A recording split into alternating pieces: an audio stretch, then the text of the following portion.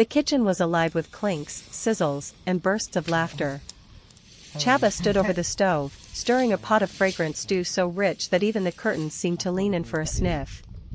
Dudukwi danced between the counter and the oven, wielding a wooden spoon like a conductor's baton. Imor was busy at the chopping board, sending perfect slices of carrots and peppers into the air with a flourish, while Jock kept sneaking little tastes, only to get caught and scolded with mock sternness. "Hey, save some for the rest of us." Chaba laughed, handing Jock a piece of warm bread anyway. Dudukwi sprinkled herbs into the stew, the fresh scent of basil and thyme filling the room. They worked in a happy rhythm, passing spices, telling stories, and breaking into spontaneous song. Every dish was a masterpiece in the making, a golden roast shimmering in the oven, a colorful salad bursting with freshness, and the slow-cooked stew bubbling like a promise of warmth. By the time the table was set, it wasn't just dinner, it was a celebration of friendship, flavor, and the kind of joy you could taste with every bite. The evening began with a burst of laughter before the first onion was even peeled. Chaba, wearing an apron that said "Queen of the Kitchen" in faded gold letters, clutched a wooden spoon like a royal scepter. Dudukwi was already swaying to the beat of the radio, humming an old tune as he set a basket of vegetables on the counter. Tonight, Dudukwi declared, "We are not just making dinner, we are making history." Imor raised an eyebrow. "History that smells like garlic, I hope." "Garlic, joy, and just a little bit of chaos," Jock added, already sneaking a grape tomato from the bowl. The kitchen quickly became a stage. Chaba chopped onions with the precision of a surgeon, though she kept having to pause to wipe tears from her eyes, half from the onions, half from the ridiculous jokes Dudukwi was telling.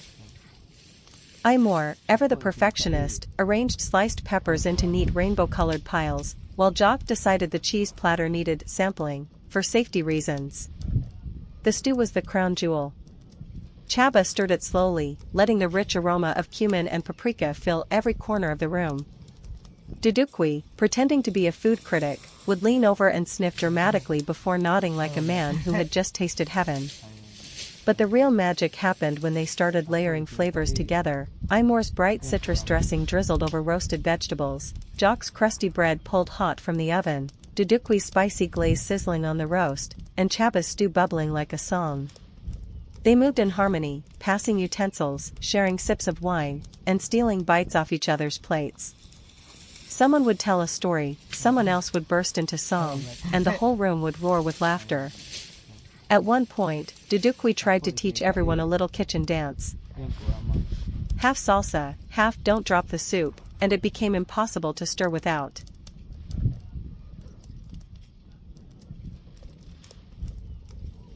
HadzaTribe music, the ancient soundtrack of survival, spirit, and community. The HadzaTribe people of northern Tanzania are one of the last remaining hunter-gatherer tribes in the world. Living near Lake Eyasi, they maintain a way of life that has remained largely unchanged for thousands of years. Central to their cultural identity and community life is music, a powerful, expressive tradition that brings the tribe together and connects them with nature, their ancestors, and each other. The role of music in HadzaTribe life. For the HadzaTribe, music is not a separate art form, it's woven into daily life. Unlike modern societies where music may be confined to concerts, recordings, or entertainment venues, HadzaTribe music is functional, spiritual, and communal. It is not performed in the conventional sense, it is experienced and lived, often spontaneously. Music is used for celebration, after a successful hunt or community gathering. Storytelling. Passing down tribal stories, myths, and history through song. Rituals and ceremonies, including rites of passage, healing dances, initiation, and weddings. Bonding and play, around the campfire in the evening, singing, clapping, and dancing. Spiritual connection, songs are often directed toward spirits of the forest, ancestors, or used in rainmaking rituals. Instruments, rhythm from the earth. Most HadzaTribe music is vocal and percussive, made using the body and natural instruments. Instruments are few but deeply symbolic and effective. Drums, often crafted from hollowed logs and animal skins. Used for rhythm in group dances and ceremonies. Gourds and shakers, filled with seeds or pebbles to create percussive textures. Hand clapping and body stomping, a fundamental part of rhythm making, often performed by everyone present. Wooden flutes and bows, rare but used occasionally for melodic lines, sometimes mimicking bird calls or forest sounds. Despite the simplicity of tools, the music is rich, layered, and emotionally resonant, creating an immersive experience that resonates through the open bush. Music is oral tradition and education. In the absence of written language or recorded archives, music is the Hadzabe's living memory. Songs serve as oral textbooks, teaching how to track animals, what plants are edible or medicinal, tribal history and legends, behavioral codes and social expectations. Children learn by watching and participating, absorbing rhythm, language, and cultural meaning from a young age. This ensures that traditional knowledge is passed from one generation to the next in an engaging and unforgettable way. Dance, the movement of spirit and joy. Hadzabe music is almost always accompanied by dance. It is not choreographed but rather intuitive, flowing with the rhythm of the drums and the song. Dance reinforces unity. Everyone joins in, elders, women, children. Energy release. After a long hunt or ceremony. Spiritual engagement, used in trance or healing rituals. The atmosphere during. Dental click, similar to tisk tisk, disapproval sound. Lateral click, like urging a horse to move, tisk tsk, but more sight tongue. Alveolar click. A sharp pop made with the tongue against the roof of the mouth. Palatal click, a more complex, tongue-curling sound. These clicks are fully integrated into words and names, not added for emphasis or rhythm. That means a name like Ghana or Zoni includes click consonants as essential building blocks, just as English names have vowels and consonants. A linguistic mystery. The Hadza language is one of the most enigmatic and isolated on Earth. It's classified as a language isolate, which means it has no confirmed relation to any other language family. Though it shares the use of click sounds with Khoisan languages, mainly found in southern Africa, linguistic studies have shown that Hadza developed its click-based system independently. This has fascinated researchers and anthropologists for decades.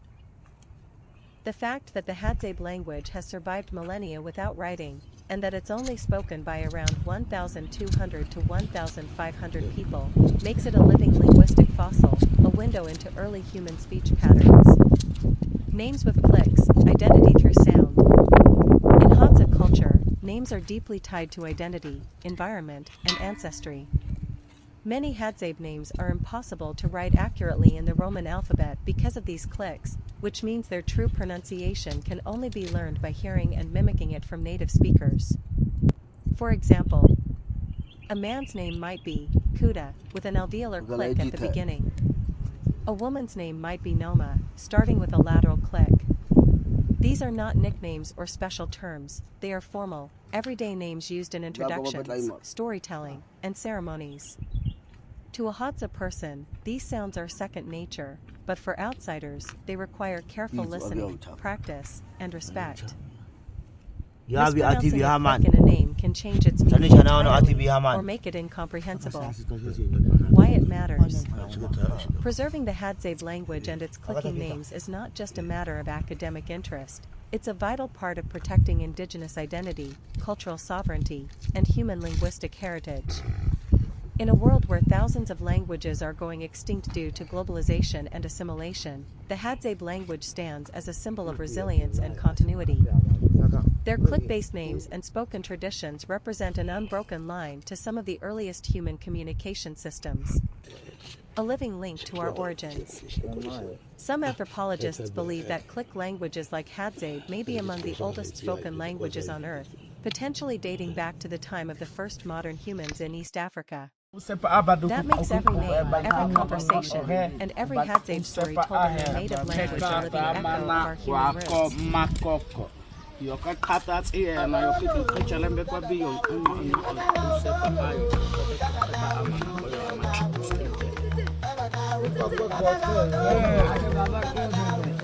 Huh?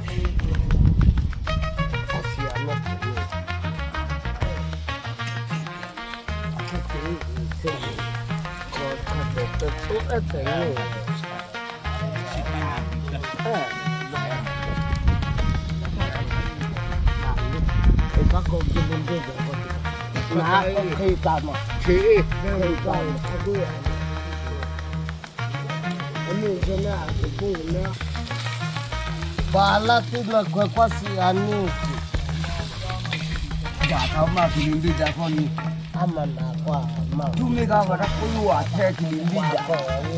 Eta kuma kwanza. Kwa. Chicken na umagwa pe ala gube omagwito. Lam na ila. Tena na baita na ninda kutoka ndani yako kutaima kwa masha. Ibatashi. Ano fanya baba de. Ai kuni chikao mara kuto papa. Kalanga nete omatini kalanga ika eso monyoda ika monyoda ikatumika monyoda chakachietsa takwe pema takwasi cheke bena kubena za anacheka bena ibapola ya makoko monyoda Alma monyoda obia monyoda ina kwa pea kutuba Teko muna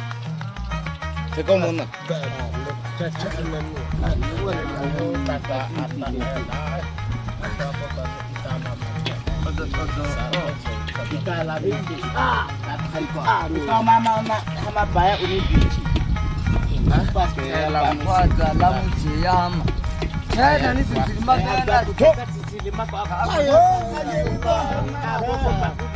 kaka shamo kwa mbele boko na nini agwa kwa imamu kwamba takwe sukume tata na tani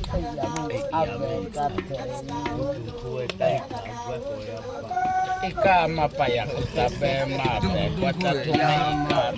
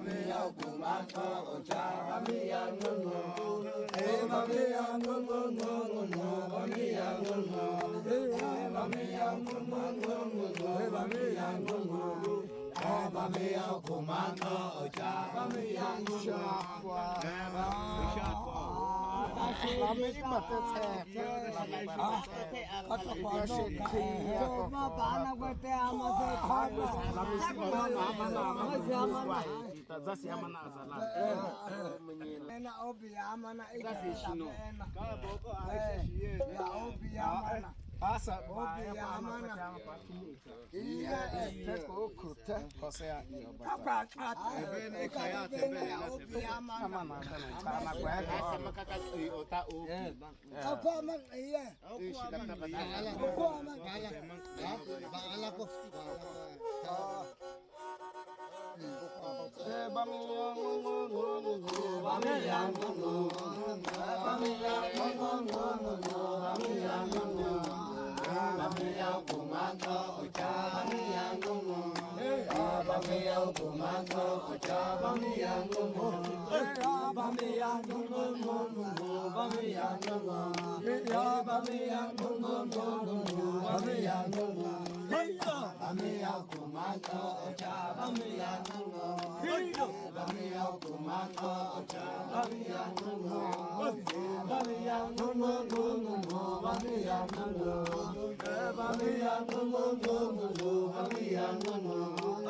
Bami kumanga ojabamiya nunu bamiya kumanga ojabamiya nunu bamiya nunu bamiya nunu bamiya nunu bamiya nunu bamiya kumanga ojabamiya nunu bamiya kumanga ojabamiya nunu bamiya nunu bamiya nunu bamiya nunu bamiya nunu bamiya kumanga ojabamiya nunu bamiya kumanga ojabamiya nunu bamiya kumanga ojabamiya nunu bamiya nunu bamiya nunu bamiya kumanga ojabamiya nunu bamiya kumanga ojabamiya nunu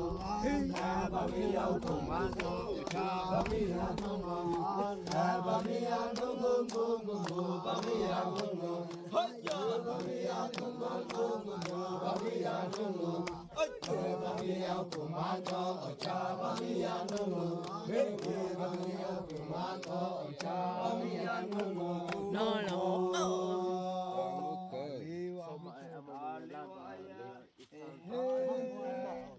Ini kau kaku bila. Ini